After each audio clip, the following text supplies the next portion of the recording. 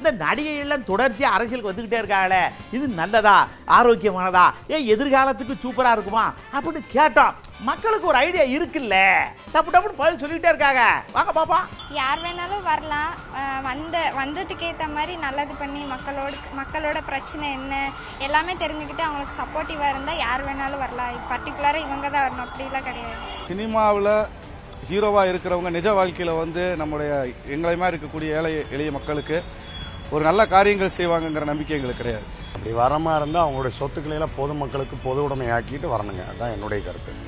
அவங்க வந்தா ஒரு விடிவு காலம் வரும்னு எங்களுக்கு தோணுது. வரலாம், இவங்க இல்லாம அவங்க வரலாம்னு எங்களுக்கு தோணுது. இது வந்து எல்லாருக்கும் தெரியணும் என்னென்ன செய்யறாங்கன்னு. அது வந்து விளம்பரமா இல்லாம நல்ல விஷயத்துக்கு போகணும். அதுதான் எங்களோட கருத்து. சினிமாலேருந்து ஒரு ஸ்டார் வந்துடுவார், நம்மளை வந்து காப்பாற்றுவார், நம்மளை வந்து பெரிய ஆளாக்கி விடுவார், நம்மளை வந்து வறுமை ஒழிஞ்சுங்கிறதெல்லாம் தவறான சைக்கிள் ஆச்சு. இதை யார் திணிச்சது? எம்ஜிஆர்